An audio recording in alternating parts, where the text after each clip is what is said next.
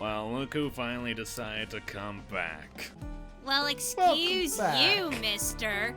Welcome back, Look Jordy. at the wonderful toy town. So to catch up to speed, we're going to take the train, thanks to Dolly, and this is not a train. Huh. This is the train? Isn't it wonderful? I don't even see a train. I don't know if you've noticed, but this is a toy. The only place it's going is nowhere. You know, just once. I'd like things to work out. Uh-oh. No monsters. Nobody is insane. No possessed sheep herders. Is it me? Shouldn't have done that. Dolly? Oh, God! So her true colors are now revealed.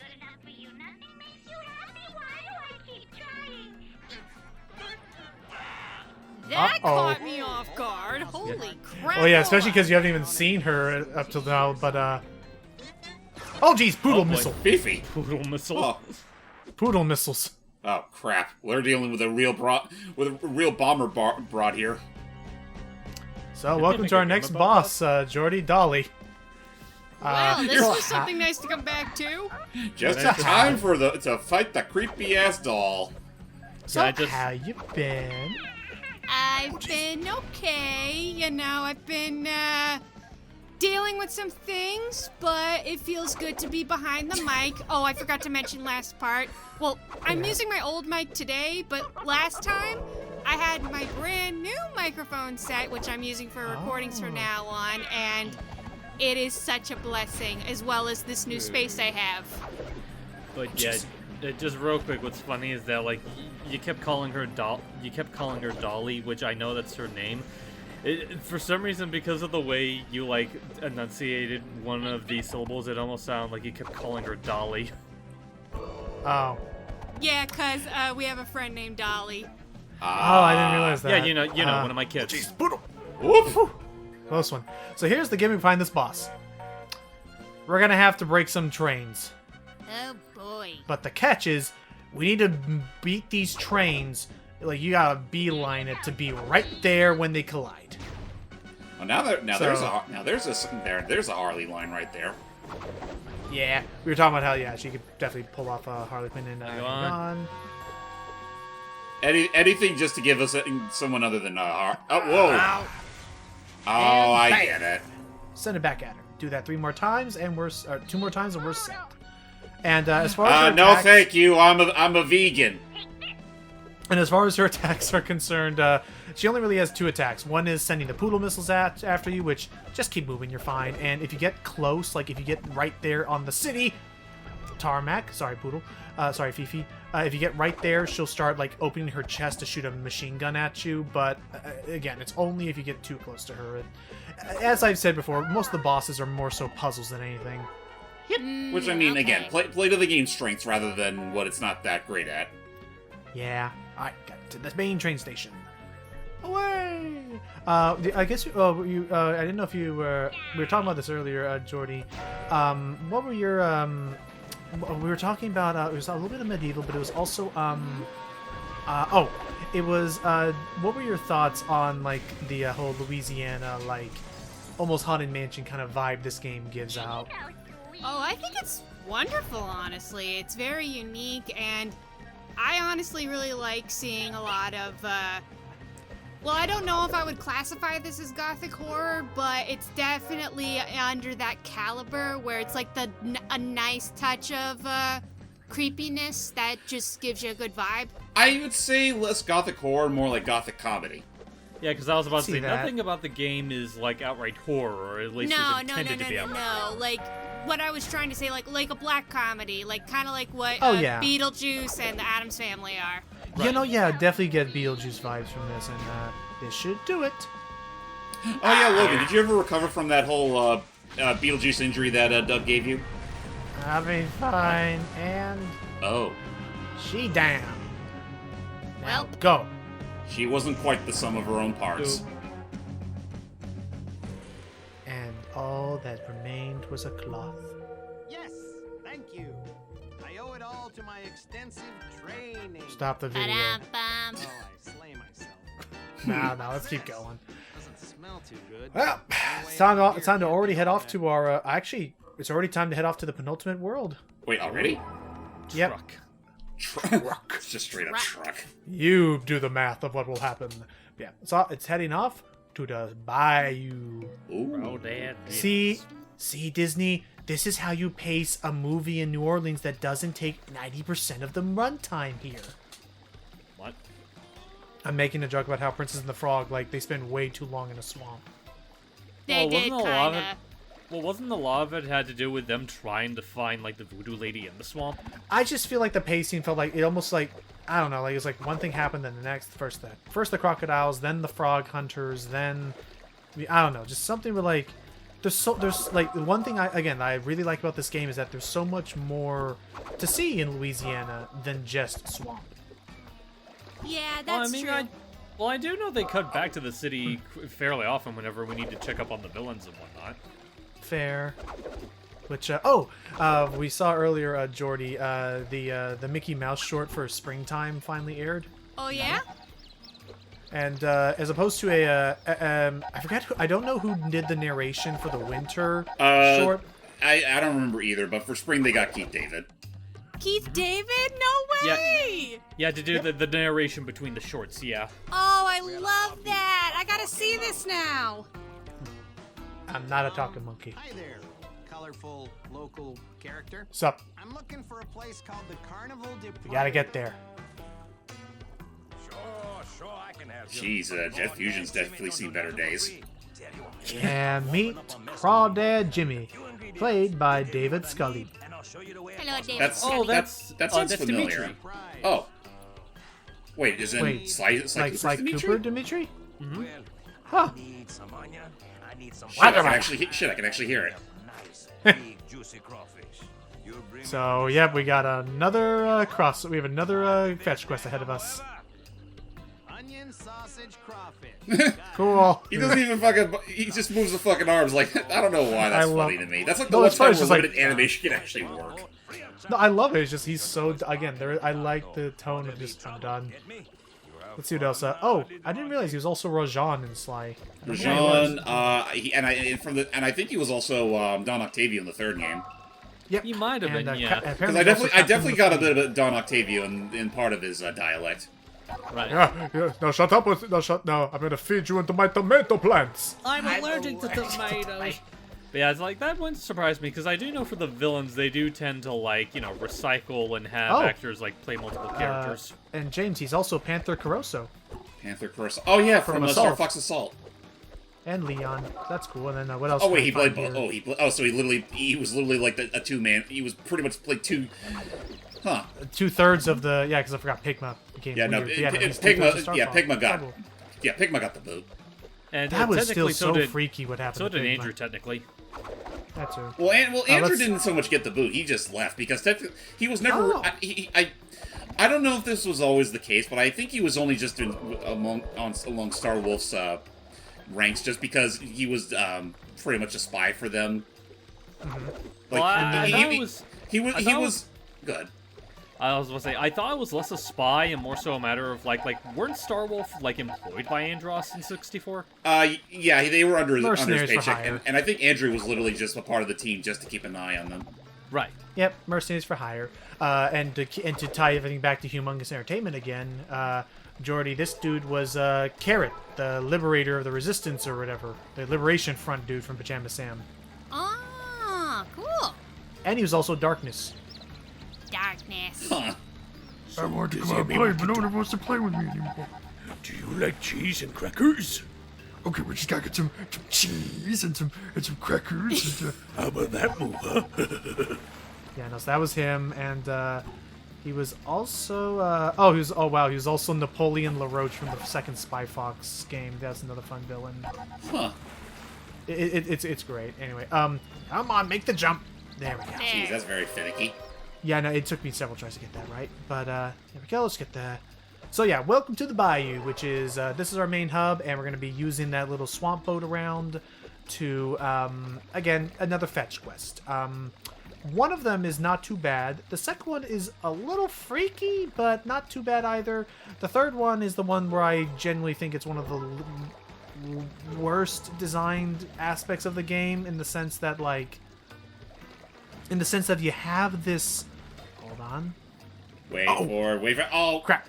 Hurry, get back in the boat, get back in the boat. Back in the boat, Fortunately- stupid. Now, fortunately, it's not a Now, I will say, fortunately, it's not a ring race. In all honesty, if I could memorize where each and every one of these skulls end up, I could just head there right now and camp out. But Honestly, it's just silly that you can't grab them at any time. Yeah, that's stupid. yeah, you got it. Or at least put an effect like make them transparent or something. But head over here. But yeah, no, it's when we have to get the sausage where I'm like, I get the joke. It's kind of silly and interesting how they're doing it, but they make you do it 12 times in a row, and it's just like that. That's where it becomes a bit egregious. I mean, honestly, this honestly looks like the kind of level that would probably be. Yeah, what am I actually trying to say here? Like, I'm already starting to get some mild vibes with the mini games in Sly 1, which made you like ride on a hovering vehicle that's fueled by fish oil, or later on in that same world, you literally had to whack a whole bunch of chickens to make gumbo. But be wary of the. Oh, nice. But be wary of the suicidal roosters. Oh yeah, the bomb-toting roosters. Freaking things. Those bug-eyed motherfuckers that were such a pain to try to avoid. I just remember my least not to say even my least favorite part, but I just remember like the hardest parts of Sly Cooper, the first game where it's mini games, because of how like very strict they were that you did it. Yeah, some were fine. There were plenty of others that were kind of just. Ugh. The racing ones, I remember it took me a while to like. The racing ones I was not the best at remember racing giving me back that then. much trouble. I was not the best at racing back then. I didn't care for the racing ones either. I had more. I honestly had an easier time with the where you had to defend Murray. Right. Those I am a little bit more split on. And they'll throw some twists at you. So here we go. Who here has ever had crawdad? I don't think I ever have. It's pretty okay. It basically just tastes like smaller lobster. But so basically we have this cool little motorized shrimp lure that I can use to do a couple of things. One of which being detaching those guys so we can make more platforms. And we're gonna have to use this guy to lure in a big old mama crawfish or crawdad. I know there's a difference. So that we can catch it for the gumbo. Unfortunately, this is the only time we ever use a vehicle like this. Oh well. Which is a bummer because I like it. I'm there's something satisfying about how it's animated. But anyway, up we go. Oh, and then we actually were talking about something funny, Jordy. We looked up that the guy who did the music for this game was apparently later commissioned to do the soundtrack for a Princess and the Frog video game. Oh, really? That's funny. Yeah, it was like, oh, this guy knows his stuff. And Well, small world. Probably the one thing of substance that whole game has, as far as I'm aware. We'll have to listen and see. Because I've never actually played that particular title. I've never played that tie-in game. Me neither. At that point, I just didn't care. I'm trying to think. You know what? Now, while I'm just doing some typical platforming to get this door open, is there how to put it? I'm curious what sorry, I can't think straight. I'm trying to remember what the last licensed game I played was. I don't remember myself, honestly. I don't really play a lot of licensed games anymore. Well, I think for me, it's like in terms of like, well, I guess it really depends on what you mean by Truck! license. Ouch! Oh boy. That'll work. I was about to say, I think for me it really depends on what you would classify as licensed, because I do know, like, the last one I played recently was, like, some of the Marvel stuff that I know we've been doing for the channel. Oh yeah, Right, that does count. Ultimate Alliance 3. Ultimate Alliance 3, and I know I practiced a bit of the Spider-Man arcade game with you guys before you went the playthrough of it. There was also Lights, Alrighty. Camera, Pants. Which unfortunately didn't quite work out as well as we hoped. Yeah, I forget what it was. It was like something was desyncing or making it very. It was a combination of desync, and I think at one point the minigame started going into like turbo mode without us knowing it. There's that, and also just the game just flat out didn't work. Like at one point, the time limit passed, and yet it still kept going, and it's like at that point, it's not worth the hassle. That's right. Yeah. Which is a bummer because it was a fun party game for what I remember playing. Oh, you know, it's fun, Yeah, but I definitely love the game. I would definitely argue though it's ironically one of the few party games of its type that probably works better in single player. Possibly. I mean, Yeah. I forget. Did they? Well, they did do one of those things where. Excuse me, Mr. Crawdad. Well, I remember they did. Well, I do know that they did. There we go. Another health file. I forget if they. Well, they were smart about it. I think. I don't think they did the same problem that Pumpkin Prime did, where. Oh, if one person didn't win enough times, then nobody won. Oh no, no! Like basically, just you still had to reach a certain threshold, but you either had to reach a certain threshold, or you had to literally be at the very top of the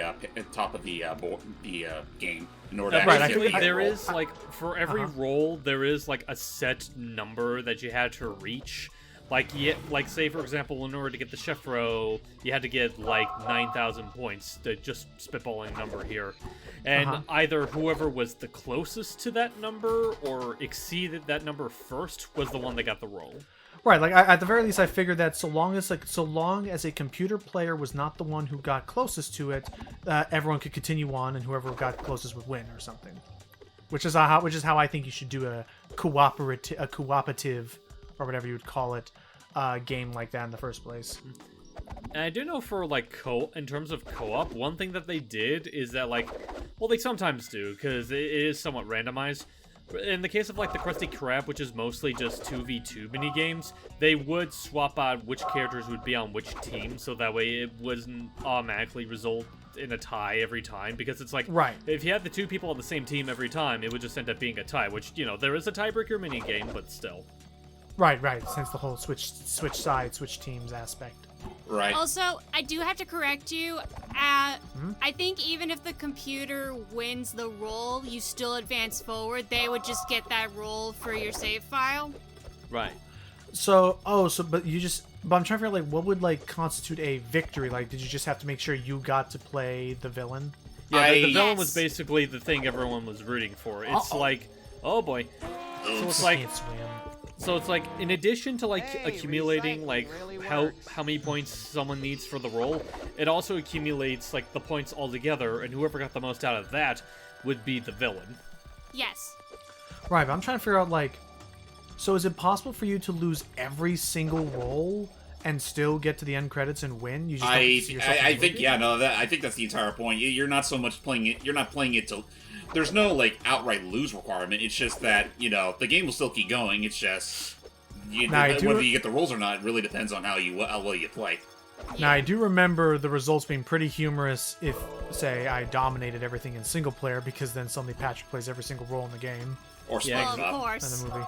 Yeah, that'd be really amusing. And one thing that I do appreciate is that like just how they handled like the different cinematics. It's like the scene essentially plays out the same. Like even the animations for Mermaid Man and Barnacle Boy are the same, but you do have like different customized animations for like characters depending on who they win.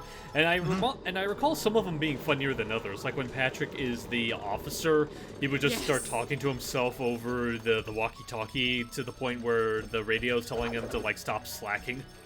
Yes, Yeah. that was funny. And I like and that. then I It's like, you're not and then I- robot. You got a smart mouth, mister.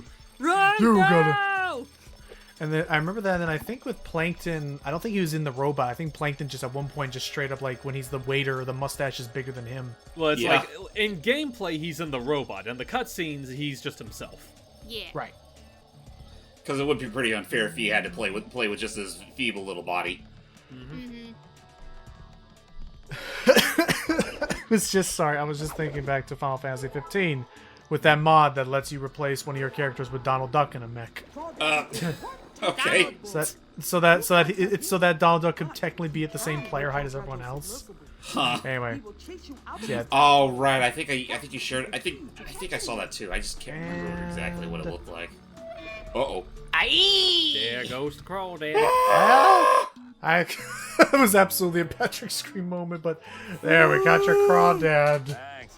Did you bring an onion too, monkey man? Don't say that. You can't say that anymore. I'm not a monkey. I am a plush. Do you see any cute data monkey dances I can do? None. I mean, I guess I could try if I wanted to. And he just starts doing the little data shuffle.